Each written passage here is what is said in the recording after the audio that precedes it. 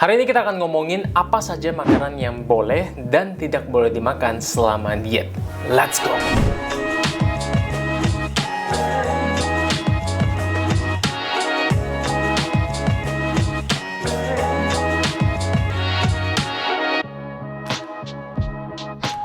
Hai semuanya, kembali lagi bersama saya Dr. Dion Haryadi di channel The Doctor's Diet. Hari ini kita akan ngomongin tentang apa sih makanan yang boleh dimakan dan apa makanan yang tidak boleh dimakan selama diet. Kenapa saya bikin video ini? Karena masih banyak banget yang nanyain tentang masalah ini. Entah itu di DM via Instagram, di kolom komentar YouTube, di kolom komentar Instagram, TikTok, dan lain sebagainya, macam-macam lah. Yang ditanyain biasanya, boleh nggak dok kalau lagi diet makan nasi putih? Atau boleh nggak dok pas lagi diet makan gorengan? Ada juga yang nanya, boleh nggak dok makan bakso dan lain sebagainya. Banyak deh pokoknya, banyak. Nah, karena masih banyak banget yang nanya, maka saya putuskan untuk bikin video ini supaya teman-teman akhirnya bisa mendapatkan jawabannya. Apa saja makanan yang boleh dan tidak boleh dikonsumsi selama kita diet. Tapi sebelum mulai, saya ingin tahu dulu, kenapa sih pertanyaan ini bisa muncul? Kenapa ada jenis makanan tertentu yang sangat ditakutkan dan selalu dianggap bisa membuat kita gendut? Contohnya nih kayak nasi putih, gorengan, minuman manis. Sedangkan makanan-makanan lain seperti salad buah, oatmeal, nasi merah itu selalu dianggap sehat dan tidak menggemukkan. Coba tulis di kolom komentar di bawah ya, beritahukan saya pendapat teman-teman semuanya. Saya ingin tahu banget nih pendapat teman-teman gimana soal ini. Kenapa bisa ada satu kelompok makanan yang dianggap sehat dan tidak menggemukkan, lalu ada juga kelompok makanan lain yang selalu dianggap tidak sehat dan pasti menggemukkan. Oke, kita kembali lagi ke topiknya. Kita coba berandai-andai sekarang. Katakan ada dua orang, Ani dan Ana. Keduanya itu memiliki komposisi tubuh yang sama. Berat badannya sama, tinggi badannya sama, aktivitas fisik juga sama. Mereka berdua sama-sama ingin menurunkan berat badan, tapi dengan pola makan yang berbeda. Si Ani percaya bahwa untuk diet menurunkan berat badan, dia harus makan yang sehat-sehat saja. Jadi kayak oatmeal, nasi merah, susu, buah, dan lain sebagainya. Sedangkan Ana ingin juga menurunkan berat badan, tapi dia tidak bisa meninggalkan makanan-makanan yang ia sukai. Seperti misalnya gorengan, martabak, nasi putih, sambal, dan lain sebagainya. Menurut teman-teman, kira-kira aja, siapa yang akan berhasil menurunkan berat badannya? Ani atau Ana? Saya berikan waktu 5 detik, coba dipikirkan, kira-kira siapa yang akan berhasil? Ani atau Ana?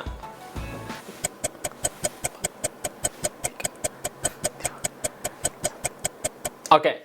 Buat teman-teman yang menjawab Ani, karena si Ani kan makannya sehat tuh. Kalau udah makan sehat, ya pasti bisa dia kurus. Berat badannya pasti turun dong. Ya kan dok? Bener kan?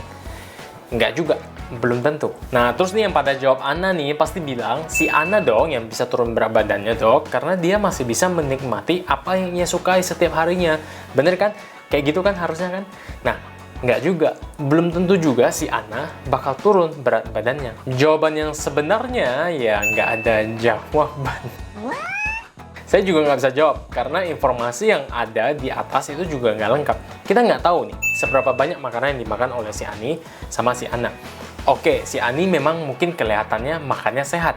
Tapi apakah benar dia makan seperti itu sepanjang waktu? Dan emangnya bisa dia makan seperti itu sampai seumur hidup? Nah, terus buat Ana, oke, dia mungkin masih makan makanan yang ia sukai. Mungkin program dietnya akan bertahan lebih lama. Tapi, apakah ia bisa menjaga nafsu makannya dengan baik? Apakah dia bisa mencukupi semua kebutuhan nutrisinya dengan baik?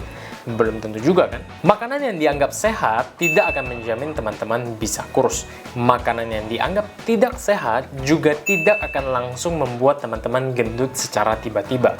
Mindset yang tepat untuk diet yang sukses dan sehat adalah mindset yang tidak melihat segala sesuatu sebagai hitam atau putih. Kalau ini dibilang sehat, ini pasti makanan yang baik. Ini pasti bisa bikin saya kurus. Nah, kalau makanan ini banyak minyaknya. Maka dari itu, ini pasti tidak sehat dan akan membuat saya gendut. Stop doing that. Mulai melihat segala sesuatu dalam abu-abu. Oke, makanan ini rasanya mungkin tidak terlalu enak, tapi nilai nutrisinya tinggi nih dan kalorinya rendah. Jadi sebaiknya saya makan lebih banyak supaya tubuh saya menjadi lebih sehat dan saya bisa menjaga berat badan saya dengan lebih mudah. Lalu ada juga nih makanan yang saya sukai karena rasanya nih enak banget, gurih banget, tapi nilai nutrisinya rendah, kalorinya juga tinggi nih. Ya, mungkin lebih baik saya batasi lah konsumsinya. Ingat, batasi ya, bukan dihindari. Saya batasi konsumsinya supaya tubuh saya menjadi lebih sehat dan saya juga bisa menjaga berat badan saya dengan lebih mudah. Mindset seperti ini membuat teman-teman tidak hanya lebih mudah menjaga berat badan, tapi juga mempertahankan penurunan berat badan ini dengan lebih mudah. Percaya deh sama saya, menurunkan berat badan itu perkara mudah, simple banget. Yang sulit itu mempertahankan penurunan berat badan tersebut. Kamu nggak makan aja sebenarnya berat badanmu itu pasti turun kok. Tapi emangnya bisa kamu nggak makan selamanya? Nggak mungkin kan? Jadi mulailah berhenti menyalahkan atau mengagung-agungkan satu jenis makanan tertentu. Dan lihatlah semua makanan sebagai makanan yang baik, yang bisa dikonsumsi. Semuanya itu kembali lagi ke seberapa sering kita makan makanan tersebut dan seberapa banyak yang kita makan. Apakah kita bisa menikmati pola hidupnya dan apakah tubuh kita menjadi lebih sehat atau tidak. Jadi jawabannya, apakah ada makanan yang boleh dan tidak boleh dikonsumsi selama diet? Ya, nggak ada. Semua makanan itu boleh dikonsumsi. Pada akhirnya yang menentukan penurunan atau peningkatan berat badan adalah keseimbangan kalori. Kalau mau nurunin berat badan, makanlah di bawah kebutuhan kalori kalian. Kalau mau naikin berat badan, makanlah di atas kebutuhan kalori harian. Gimana cara ngitung kebutuhan kalori? Kalian bisa langsung cek playlist yang sudah saya siapkan di kolom deskripsi di bawah. Udah ada linknya di bawah, tinggal diklik aja, tinggal ditonton aja. Udah lengkap banget. Dari gimana caranya memulai, gimana cara mengukur progres, gimana cara ngitung, nentuin makro, dan seterusnya. Langsung aja cek di bawah ya. Sekian untuk video saya hari ini. Terima kasih buat semua teman-teman yang sudah menonton. Mungkin ada teman-teman yang agak kesel ya nonton video saya sampai di akhir, kok nggak ada kasih jawaban sih. Saya kan mau diet, saya mau tahu makanan apa yang boleh, makanan apa yang nggak boleh. Ya sebenarnya nggak ada, beneran, sebenarnya nggak ada. Jadi yang perlu teman-teman ketahui, ya yang sudah saya ajarkan di video ini gitu loh. Dan harapannya setelah teman-teman nonton ini, pikiran teman-teman menjadi lebih terbuka, dan teman-teman bisa makan apa saja yang teman-teman sukai. Oke? Sekali lagi terima kasih sudah nonton sampai di sini. I'll see you in the next video. Bye!